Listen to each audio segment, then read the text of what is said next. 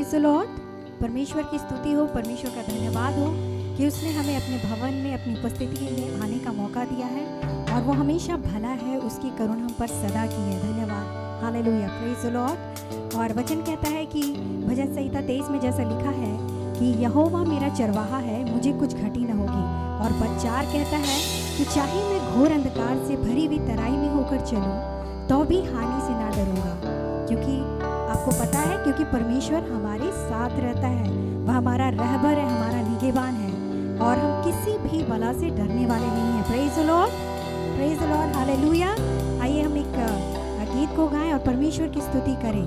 हर तरफ हर जगह तू ही तू है खुदा। Thank you Jesus, hallelujah Lord, bless you Jesus, hallelujah Lord, thank you Jesus.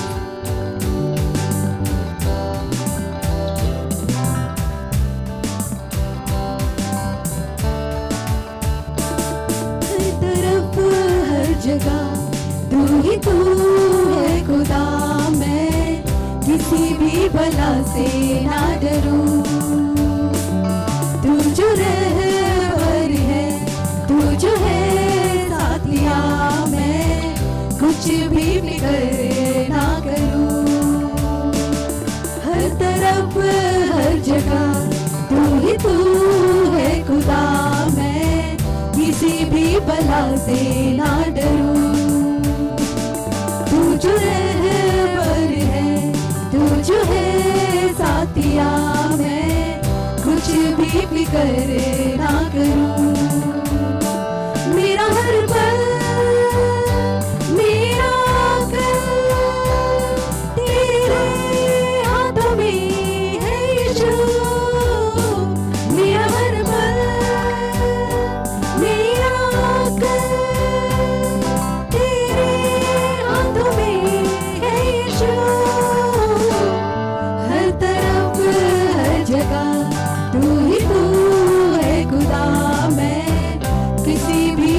से ना डरूं।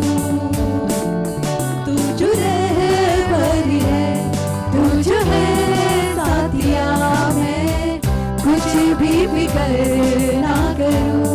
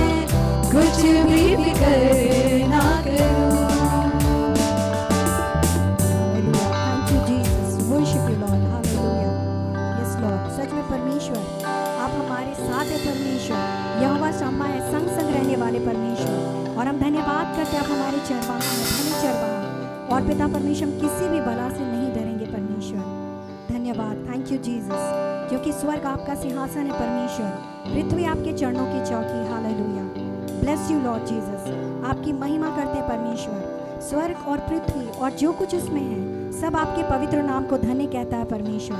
हम और जो कुछ हम में है सब आपके पवित्र नाम को धन्य कहते हैं परमेश्वर। Hallelujah Lord, we bless you Lord, we bless you Jesus, thank you Lord, hallelujah. Thank you, Jesus. Hallelujah. तेरी Thank you, Jesus. Bless you, Lord Jesus. फिर से तू इस दिल में आ, फिर से तू इस जीवन में आ, फिर से तू इस दिल में आ, फिर से तू इस जीवन में आ। तेरे मंदिर में हम हैं खड़े और दिल से पुकारे तुझे। तेरे मंदिर में हम हैं खड़े और दिल से पुकारे तुझे। यीशुआ, यीशुआ, यीशुआ,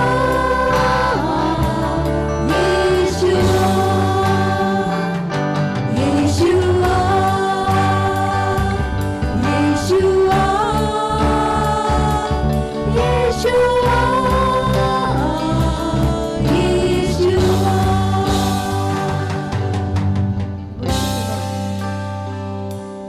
फिर से तू छू ले मुझे, फिर से तू बदल दे मुझे, फिर से तू छू ले मुझे, फिर से तू बदल दे मुझे। तेरे सिंहासन के पास लेकर आया हूँ एक आस। तेरे सिंहासन के पास लेकर आया हूँ एक आस। यीशुआ, यीशुआ, यीशुआ, यीशुआ,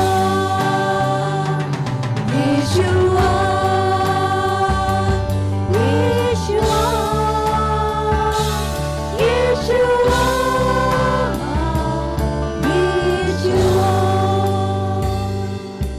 यीशुआ,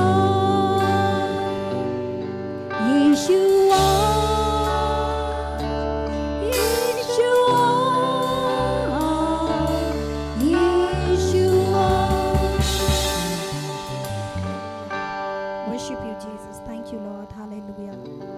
Thank you, Jesus. प्रभु आपकी आराधना करते हैं, धन्यवाद करते परमेश्वर कि पिता आप अपनी वाचा को हर दिन हम पर नया करते जाते हैं परमेश्वर। आप अपनी वाचा को कभी भी नहीं भूलते हैं परमेश्वर। हम धन्यवाद करते हैं कि आपने हमको मसीह यीशु में पिता परमेश्वर वाचा की संतान बनाया है। Hallelujah. Bless you lord. Thank you Jesus. Thank you Lord. Hallelujah. प्रभु यीशु मसीह के नाम में मैं आप सबों को आज के इस इतवार की सभा में स्वागत करता हूं। सभी लोग जहां कहीं से भी आप जुड़े हैं, आज ये मेरी दुआ है कि परमेश्वर आज आपको आशीष दे। और मेरे प्रियो, जैसा हम एक अध्ययन श्रृंखला चला रहे हैं, आज उसका तीसरा एपिसोड है सच्ची शिष्यता पार्ट 3। अब तक हमने दो शिष्यता के दो विशेषताओं को हम लोगों ने देख लिया है। सबसे पहला था शिष्यता का लक्षण नंबर 1, यूहन्ना 8:31, यदि तुम मेरे वचन में बने रहोगे तो तुम मेरे चेले ठहरोगे। दूसरा था यूहन्ना 13:34, यदि तुम आपस में प्रेम रखोगे तो मेरे लोग इससे जानेंगे कि तुम मेरे चेले हो। और आज हम लोग शिष्यता के इस तीसरे बिंदु पर हम लोग विचार करेंगे। जैसा मैंने आपसे कहा था कि बाइबल में नए नियम में यीशु के चेला होने के विषय में प्रत्यक्ष और अप्रत्यक्ष रूप से कहा गया है। मेरे कहने का मतलब प्रत्यक्ष रूप से जहां पर शब्द इस्तेमाल हुआ है चेला, लेकिन कहीं कहीं पर यह चेला शब्द इस्तेमाल नहीं हुआ है, लेकिन चेला की विशेषता को लेकर कहा गया है। हम लोग जानते हैं चेला एक अनुयायी है, चेला एक अनुसरण करने वाला है। Disciple is a follower. और मेरे प्रियो, उस परिभाषा को भी याद रखिएगा जो मैंने आपको बताया है, क्योंकि जितनी टीचिंग्स मैं आपको दे रहा हूँ वो उस सब को कंबाइंड कर कर ये परिभाषा आपको दिया गया है। ये परिभाषा है, चेला वह है जो अपने गुरु और स्वामी के शिक्षा और जीवन शैली को अपनाते हुए संसार से बिना समझौता किए हुए उसके पद चिन्हों पर चलता रहता है। सो मेरे प्रियो, आज हम लोग तीसरे लक्षण के विषय में हम लोग देखेंगे, एक शिष्य होने के विषय में। और आइए हम लोग पढ़ेंगे यूहन्ना रचित सुसमाचार 8 अध्याय और उसका जो है 12 पद। उसमें लिखा है, यीशु ने फिर लोगों से कहा, जगत की ज्योति मैं हूं, जो मेरे पीछे हो लेगा वह अंधकार में ना चलेगा परंतु जीवन की ज्योति पाएगा। सुनिए बड़े ध्यान से, यीशु ने कहा जगत की ज्योति मैं हूं, जो कोई मेरे पीछे हो लेगा। पीछे हो लेना, अनुसरण करना, ये फॉलोवर होना, ये एक शिष्यता को दिखलाता है। जो कोई मेरे पीछे हो लेगा वह अंधकार में नहीं चलेगा परंतु वो जीवन की ज्योति पाएगा। मेरे प्रियो, यीशु के शिष्य का ये तीसरा लक्षण है कि वो अंधकार में नहीं चलेंगे। मेरे प्रियो, जब हम लोग बाइबल में पढ़ते हैं तो पतन के बाद जो मनुष्य की दशा को जो दर्शाया गया है बाइबल के मुताबिक, वो है अंधकार की दशा में। क्योंकि जब हम लोग यशायाह उसका 9 अध्याय को पढ़ते हैं तो यहाँ पर बताया गया है कि जो लोग अंधियारे में थे उन पर अद्भुत ज्योति चमकी है। 9वें अध्याय को जब हम लोग पढ़ते हैं तो वहाँ इस प्रकार से लिखा है, 2 पद में, जो लोग अंधियारे में चल रहे थे उन्होंने बड़ा उजियाला देखा, और जो लोग घोर अंधकार से भरे मृत्यु के देश में रहते थे उन पर ज्योति चमकी। और ये है प्रभु यीशु मसीह के विषय में भविष्यवाणी था। जब वो आए तो लिखा है, जो लोग अंधियारे में चल रहे थे उन्होंने बड़ा उजियाला देखा, और जो लोग घोर अंधकार से भरे मृत्यु के देश में रहते थे उन पर ज्योति चमकी। सो मेरे प्रियो, हम लोग जानते हैं कि एक अंधकार और ज्योति से हम लोग वाकिफ़ हैं, जो हम लोग देख रहे हैं। इस वक्त हम लोग जो है एक ज्योति में हैं। यहाँ हम एक दूसरे को देख पा रहे हैं, एक प्रकाश है यहाँ पर। लेकिन अगर आप बाहर जाइएगा, अभी इस वक्त रात का समय है, 9:30 बजने जा रहा है, और लगभग 6 बजे से अगर आप देखेंगे तो बाहर अंधियारा छा जाता है। ये एक जो है एक भौतिक अंधकार और ज्योति है। लेकिन मेरे प्रियो, हर जो बातें हम देखते हैं उसका एक आत्मिक सत्य भी होता है। आत्मिक क्षेत्र में भी एक अंधकार और ज्योति है। आपको पता है कि उत्पत्ति की किताब में प्रभु कहते हैं उजियाला हो, मतलब वहाँ अंधियारा था और परमेश्वर ने उसको उजियाला हो कहा। मेरे प्रियो, उसका मतलब है आत्मिक क्षेत्र में भी एक अंधियारा और उजियाला है। और ये अंधियारा और उजियाला 2 लोगों से जुड़ा हुआ है। परमेश्वर को उजाला और ज्योति कहा गया है, क्योंकि यीशु मसीह ने कहा मैं जगत की ज्योति हूँ। लेकिन शैतान को अंधकार का हाकिम कहा गया है। जब हम लोग इफिसियों के पत्र उसके 6 अध्याय को पढ़ते हैं तो वहाँ पर शैतान को अंधकार का हाकिम कहा गया है, यानी कि अंधकार की बातों पर उसका राज्य है। और ये ज्योति और अंधकार 2 आत्मिक सत्य हैं जो आज इस संसार में हैं। या तो लोग ज्योति के दायरे में हैं, ज्योति के कब्जे में हैं, या तो वो लोग शैतान जो अंधकार का राजा है उसके कब्जे में है और वो अंधकार का हाकिम है जो उन पर राज्य करता। उन्हें अंधकार का हाकिम कहा गया, उसका मतलब है कि ये ज्योति और अंधकार दो अलग अलग बातों को दिखलाता है। मेरे प्रियो, अगर ज्योति पवित्रता को दिखलाता है तो अंधकार अपवित्रता को दिखलाता है। अगर ज्योति सत्य को दिखलाता है तो अंधकार असत्य को दिखलाता है।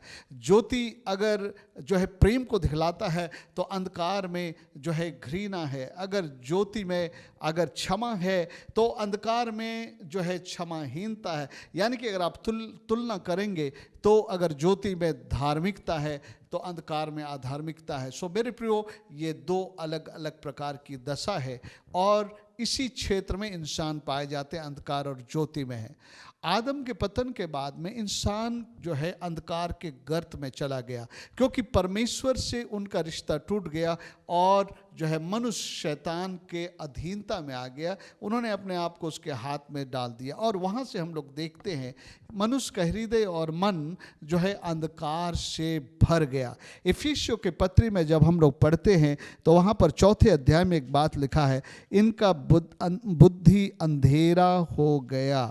आइए हम लोग पढ़ते हैं इफिसियोस का 4 अध्याय और उसका जो है 4 अध्याय और 17 पद से हम लोग पढ़ते हैं। तो यहाँ पर एक विशेष बात लिखा है, इसलिए मैं ये कहता हूँ और प्रभु में आग्रह करता हूँ, जैसे अन्य जाति लोग अपने मन की अनर्थ रीति पर चलते, तुम अब से फिर ऐसे ना चलो।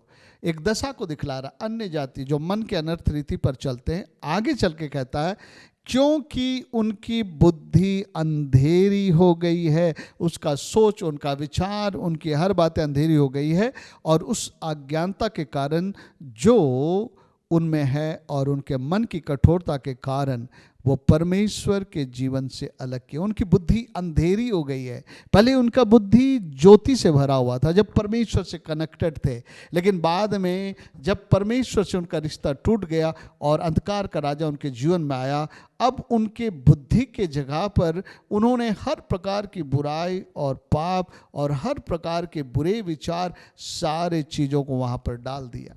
सो मेरे प्रियो, आज जो इंसान उद्धार नहीं पाया है वो अंधकार की दशा में, क्योंकि यीशु मसीह आया तो लिखता अंधियारे में उजियाले बनकर चमका, और जो लोग मृत्यु के देश में, घोर अंधकार में, मृत्यु के देश में थे, एक आत्मिक मृत्यु था, उन लोगों ने जो है उजियारे को देखा।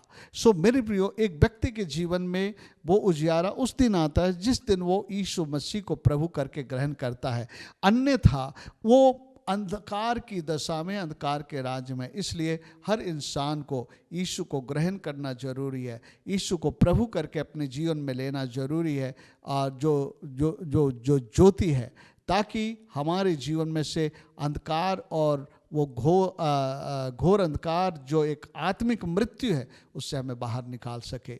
सो प्रभु जो है यीशु के आने के बाद और मृत्यु गाड़े जाने, जी उठने के बाद में वो लोगों को अंधकार के वश में छुड़ा करके प्रिय पुत्र के राज में लाता है। जब हम लोग कुलुस्सियों के पत्री उसका 1 अध्याय 13 पद को पढ़ते तो उसमें लिखता है, उसने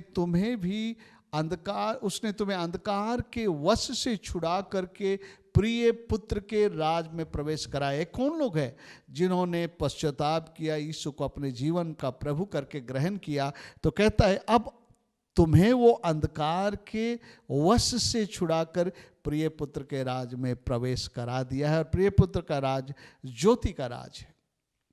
पहला पत्रस 2 के 9 पद में भी जब हम लोग देखते हैं तो वहां पर अंधकार से ज्योति में आने की बात कहा जा रहा है, जिसमें लिखा है, तुम एक चुना हुआ वंश और राजपदधारी और याजकों का समाज हो, परमेश्वर के निज पर जाओ, परमेश्वर के चुने हुए लोग हो, कि तुम उसके गुण प्रकट करो जो तुम्हें अंधकार से ज्योति में लाया है। सो मेरे प्रियो, एक बात तो बहुत ज़रूरी है, इसको नोट कर लीजिए जो सुन रहे हैं। अगर आपका तबादला अंधकार से ज्योति में नहीं हुआ है तो अभी भी आप अंधकार में हैं, मृत्यु भी आप में है, और अगर इस संसार में उस दशा में मरेंगे तो आप सीधे सीधे नरक में जाएंगे मेरे प्रियो, और इस संसार में भी परमेश्वर के बिना जीवन को जिएंगे।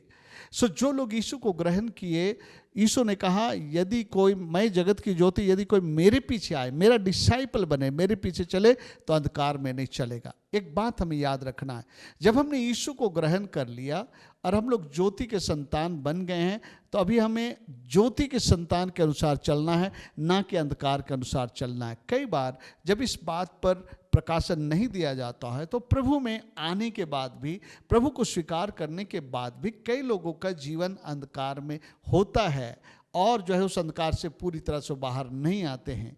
मेरे प्रियो, प्रभु यीशु मसीह हमारे जीवन में इसलिए आते हैं ताकि हमें अंधकार के वश से छुड़ाए, लेकिन उस अंधकार के वश से छूट करके पूरी रीति से ज्योति में आने के लिए हमारा भी हिस्सा है, हमारा भी निर्णय है। हमें एहसास करना होगा कि यीशु मसीह को ग्रहण करके अब मैं ज्योति का संतान बन गया हूँ, मुझे ज्योति के संतान की नाई चलना है, ना कि अंधकार के संतान के नाई। आइए हम लोग इफिसियों के पत्री उसके 5वें अध्याय में एक बात को पढ़ते हैं। बहुत ही अच्छा वचन है। यहाँ पर हम लोग पढ़ेंगे 5 अध्याय 7 पद। ऐसा लिखा है, इसलिए तुम उनके सहभागी ना हो, क्योंकि तुम तो पहले अंधकार थे, परंतु अब प्रभु में ज्योति हुआ था, ज्योति के संतान की नाई चलो। यहाँ पर कह रहा तुम उसमें भागी ना हो, क्योंकि तुम पहले अंधकार थे, तब उन बातों में भागी थे। वो अंधकार का दशा है, अंधकार की भागी थे, लेकिन अब यीशु मसीह को ग्रहण करने के बाद तुम ज्योति के संतान बन गए, इसलिए अब ज्योति के संतान की नाई चलो, अंधकार के संतान की नाई ना चलो। सो मेरे प्रियो, आज हमें जो हम यीशु मसीह का शिष्य होना चाहते हैं, यीशु मसीह का शिष्य कहलाना चाहते हैं, याद रखें, बिना यीशु मसीह का शिष्य बने आप स्वर्ग में नहीं जाएंगे। बिना यीशु मसीह का शिष्य बने आप वो दुल्हन नहीं बन पाएंगे। आपको शिष्य बनना है, शिष्यता की कीमत चुकाना है। अगर आप शिष्य बनना चाहते हैं तो आपको अंधकार को छोड़ देना है। आपको एहसास करना है कि प्रभु ने मुझे ज्योति में लाया, अब मुझे ज्योति में चलना। अब आइए हम इस अध्याय को 5वें अध्याय को 3 पद से पढ़ते हैं। यहाँ पर लिखा है, क्या लिखा है? लिखा है, जैसा पवित्र लोगों के योग्य है वैसा तुम में व्यभिचार, किसी प्रकार की अशुद्धता, अशुद्ध काम या लोभ की चर्चा तक ना हो, और न निर्लजता, न मूढ़ता की बातचीत की, न ठट्ठे की, क्योंकि ये बातें शोभा नहीं देती, वरन धन्यवाद ही सुना जाए। क्योंकि तुम यह जानते हो कि किसी व्यभिचारी या शुद्धजन या लोभी मनुष्य की जो मूर्ति पूजा के बराबर है, मसीह और परमेश्वर के राज्य में मिरास नहीं। कोई तुम्हें व्यर्थ बातों से धोखा ना दे, क्योंकि इन्हीं कामों के कारण परमेश्वर का क्रोध आज्ञा ना मानने वालों में भड़कता है। इसलिए तुम उसके सहभागी ना हो, क्योंकि तुम पहले अंधकार थे। जब आप अंधकार थे तो व्यभिचार के साथ भी आपका रिश्ता था, अशुद्ध कामों में आप लगे हुए थे, आप निर्लजता करते थे, अश्लीलता की बातें ठट्ठे किया करते थे, और मेरे प्रियो लोभ और हर प्रकार की बातें, यानी जो अंधकार और पाप से जुड़ी हुई बातें, ये सारी चीज़ें हमारे जीवन में थी। हम सभी लोग इस बात को एडमिट करेंगे। जब हमने यीशु मसीह को जीवन नहीं दिया था, हमारे जीवन में बहुत सारी अंधकार की बातें थी, और जब हम यीशु मसीह में आए हम समझने लगे कि ये बातें अंधकार की बातें, हमें इसे त्याग देना, छोड़ देना। मेरे प्रियो, सचमुच में हमें अब अंधकार से जो है बाहर चला जाना है, अब हमें ज्योति में चलना है। यीशु मसीह ने कहा, जगत की ज्योति मैं हूँ, जो कोई मेरे पीछे होलेगा वो अंधकार में नहीं चलेगा। क्या आपने अंधकार को छोड़ा? क्या ने आपने अंधकार के कामों को छोड़ा? और अंधकार के काम हमेशा ऐसी बातों से जुड़े हैं जो उसकी गुप्त बातें लज्जा की होती है। 11 पद में लिखता, अंधकार के निष्फल, इफिसियों 5 का 11 पद, अंधकार के निष्फल कामों में सहभागी ना हो, वरन उन पर उलाहना दो, क्योंकि उनके गुप्त कामों की चर्चा भी लज्जा की बात है। अंधकार की बातें, गुप्त में हर किस्म की ज़िंदगी जो इंसान जीता है, मेरे प्रिय अंधकार। अगर आज आपके पास मोबाइल फ़ोन है, एंड्रॉयड फ़ोन है, एंड्रॉयड फ़ोन में बहुत अच्छी अच्छी बातें भी हैं, लेकिन साथ में बहुत गंदी गंदी बातें भी हैं। जब आप अकेले होते हैं उस घड़ी में आपके पास में क्या होती है? सबके सामने रहते तो आप उन बातों की ओर देखते नहीं, लेकिन कई बार ये अंधकार भरी बातें जब आपके पास आती है आपको आकर्षित करते। कई बार आप सोचते कोई मुझे देख नहीं रहा है, मैं उसे थोड़ा देख लेता हूँ। एक्चुअली आप अंधकार के प्रभाव में, अंधकार आपको ग्रसना चाहता है, आपको खींचना चाहता है। अगर आप सावधान नहीं है तो आपको पूरी चपेट में ले लेगा, आपको उसका गुलाम बना देगा। आज कई लोग इसके गुलाम बन चुके हैं, मेरे प्रियो, अंधकार के गुलाम। सो मेरे प्रियो, कहता है कि तुम उसके सहभागी ना हो, अब तुम ज्योति के संतान हो, ज्योति के संतान की नाई चलो। ज्योति के संतान परमेश्वर के वचन के अनुसार चलते हैं, क्योंकि भजन संहिता 119 का 105 कहता है, तेरा वचन मेरे पांव के लिए दीपक और मार्ग का उजियाला है। तेरा वचन मेरे पाँव के लिए दीपक, मार्ग का उजाला। जब हम वचन में चलते हैं तो हम उजाले में चलते हैं। मेरे प्रियो, क्या हम उजाले में चल रहे हैं? क्या हमने अंधकार के सब कामों को छोड़ दिया है? क्या अंधकार मेरे जीवन से मिटता जा रहा है? क्या मैं ज्योति में चल रहा हूँ? मेरे प्रियो, बहुत जरूरी है कि हम अंधकार में ना चलें, अब हम ज्योति में चले। हम याद अपने आप से कहे, मैं ज्योति का संतान। जब अंधकार की परीक्षाएं, पाप और वो अधर्म की बातें जो आपके पास आते हैं, जो अंधकार के राजा की बातें हैं, पाप का सृजन वही है, पाप उसी में से निकलता है। जब वो बातें आती हैं तो आपको रिमाइंड करना, नहीं, मैं परमेश्वर का संतान हूँ, मैं ज्योति का संतान हूँ, मैं इस अंधकार के साथ भागी नहीं होगा। अगर आपकी आंख बहकना चाहते हैं, क्योंकि बाइबल में ऐसा लिखा है, मत्ती उसके 6:22 में कहता है कि शरीर का दिया तो आंख है। अगर आंख निर्मल है तो सारा शरीर निर्मल है, लेकिन यदि आंख अंधेरा हो जाए तो वो अंधियारा कितना ज़्यादा होगा हमारे अंदर। सो मेरे प्रिय, हमारे आंखों के द्वारा आज शैतान बहुत किस्म के पाप करवाता है, बहुत किस्म के पाप की ओर आकर्षित करता है। नेट, इंटरनेट में बहुत सारे गलत साइट में आपको लेके चलता है। मेरे प्रिय, यीशु मसीह ने कहा था, तुमने सुना है, मत्ती 5:27 में तुझसे कहा गया था व्यभिचार ना करना, लेकिन यदि कोई पुरुष किसी स्त्री को देखकर बुरे विचार करता तो व्यभिचार करता। क्या आपकी आंखें बहकती है? क्या आपकी आंखें लोभ और लालच के लिए बहते? क्या आपकी आंखें जो है गंदी बातों के लिए बहकती है? मेरे प्रियो, अगर आप प्रभु के संतान हैं तो आप याद दिलाए, मैं ज्योति के संतान, मैं वो बातें नहीं देखूंगा जो अंधकार के, मैं केवल वही देखूंगा जो ज्योति के, जो मेरा प्रभु अलाउ करता है। सो मेरे प्रियो, हम ज्योति के संतान हैं, हम अपने आप को संभाल के रखना है। सो मेरे प्रियो, क्या आप लगातार इस बात को अपने आप को रिमाइंड कर रहे हैं कि मैं ज्योति का संतान हूँ, मैं अंधकार के वश से छुड़ाए जाकर परमेश्वर के पुत्र के राज में प्रवेश कराया गया हूँ, इसलिए अब मुझे ज्योति के संतान की न्याय चलना। मेरे प्रियो, एक बार जब आप परमेश्वर के राज में तबादला हो जाते हैं तो अंधकार के राज में आप नहीं चल सकते, बल्कि अब हमारा यही काम है कि अंधकार के राज पर हम जय पाए और उस पर प्रबल हो जाए और अंधकार हमारे जीवन में राज ना करे। मेरे प्रिय, ऐसा नहीं हो सकता है कि आप भारत से अमेरिका चले गए और भारत के नियम के अनुसार वहाँ जीना चाहे, वहाँ अपने कामों को करना चाहे। भारत में हम लोग गाड़ी दाहिनी ओर चलाते हैं, अमेरिका में लेफ्ट हैंड ड्राइव है। आप कहेंगे मैं अमेरिका में जा रहा हूँ, ये देश को बदल रहा हूँ, उस देश में जा रहा हूँ और वहाँ मैं गाड़ी अपने मर्जी से चलाऊँगा, नहीं। पहली बात तो आपका एक्सीडेंट होगा, आप पकड़े जाएंगे, आप जेल में जाएंगे। मेरे प्रियो, हम वैसा नहीं कर सकते हैं। आत्मिक क्षेत्र की भी ये बात है। हम याद करें, विश्वासियों, मेरे प्रभु के लोगों, आप याद करें, आपको परमेश्वर ने अंधकार में से ज्योति में लाया अगर आपने उसे ग्रहण किया। अगर नहीं ग्रहण किया तो अभी भी आप अंधकार में हैं, लेकिन जिन्होंने यीशु को ग्रहण किया, परमेश्वर ने उन्हें अंधकार में से ज्योति में लाया है। अब इस एहसास में जिए कि मैं कौन हूँ, मैं क्या हूँ, मैं ज्योति का संतान हूँ, इसलिए मैं ज्योति में चलता रहूँगा। मेरे प्रियो, कई बार हम लोग ज्योति में नहीं चलते हैं। हमारा प्रभु जो है ना, उसमें कोई अंधकार नहीं है। अगर हमारा रिलेशनशिप प्रभु के साथ अच्छा पक्का है तो हम अंधकार में नहीं चलेंगे, क्योंकि प्रभु के बारे में ये बात लिखा है। 1 यूहन्ना 1:5, जो समाचार हमने उससे सुना और तुम्हें सुनाते हैं वह यह है कि परमेश्वर ज्योति है और उसमें कुछ अंधकार नहीं। अगर हम कहते हैं कि हम प्रभु के साथ हैं, प्रभु के साथ हमारी सहभागिता है और हम अंधकार की बातों को ले चले, तो मेरे प्रियो, ये धोखा है।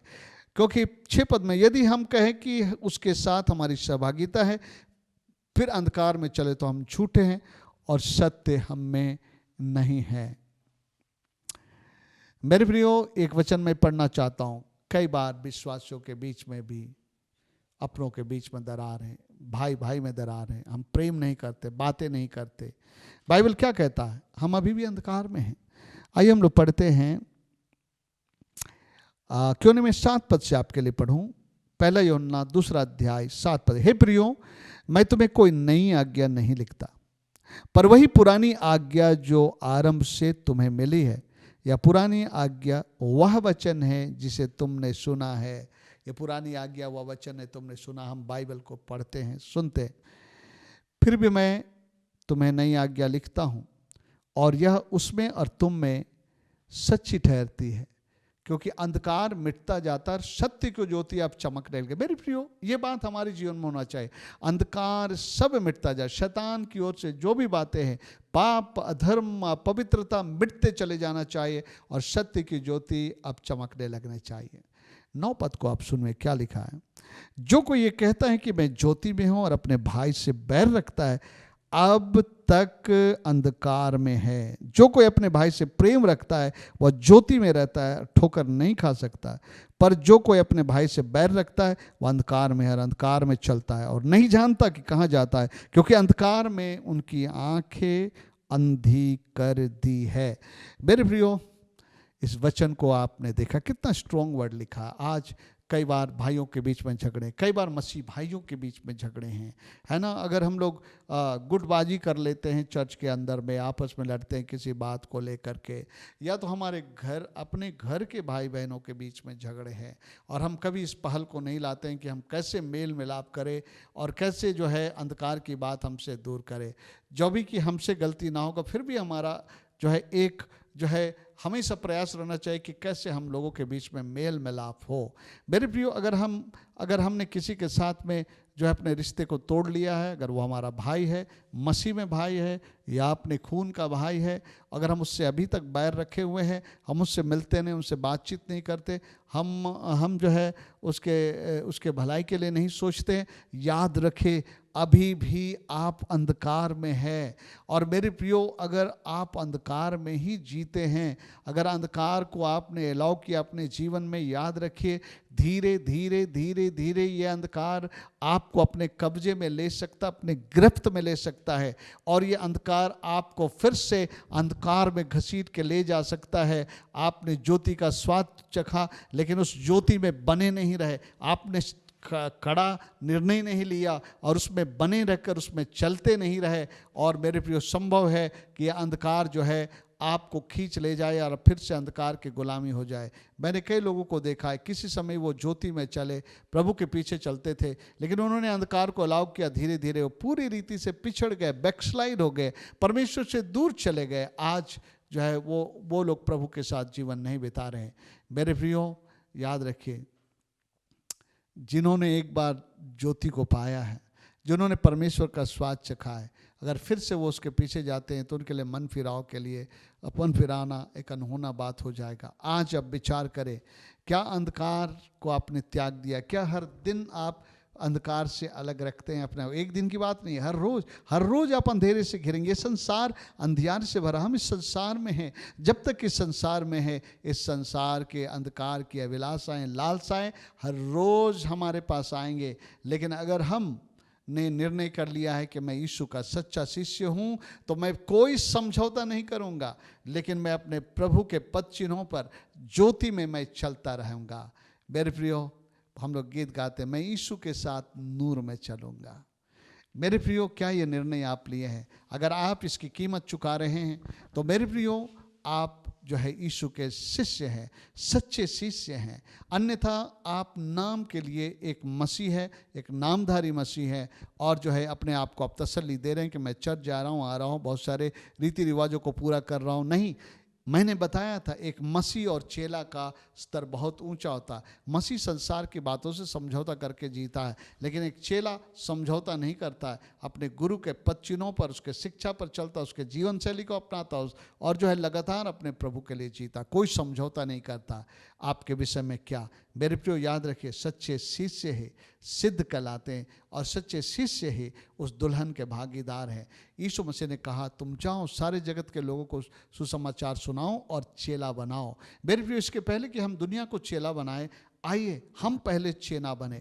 चेलों के लक्षण, जिसके विषय में मैं आप लोगों के साथ अध्ययन कर रहा हूँ, आइए उन लक्षणों को हम अपने जीवन में उतारें। इन लक्षणों के आधार पर हम अपने आप को जांचें, क्या मैं प्रभु यीशु मसीह का चेला हूँ? आप चेला होने के लिए बुलाए गए हैं। आइए हम चेला बने और चेला बनाएं। परमेश्वर आज के संदेश पर आशीष दे। आइए हम लोग प्रार्थना करेंगे।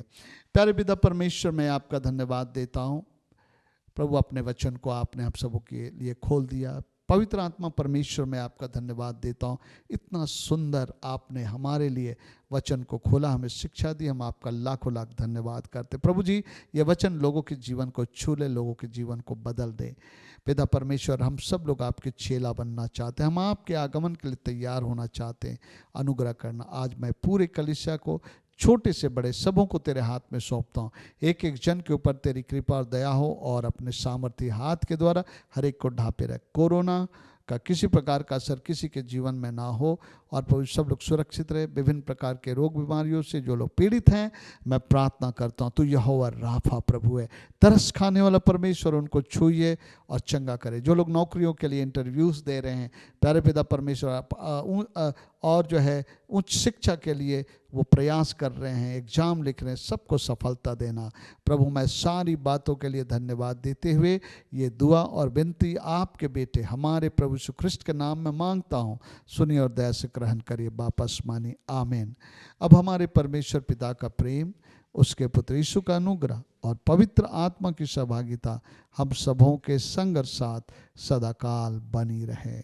आमीन, आमीन। सबों को जय मसीह की, और प्रभु आप सबों को आशीष देवे।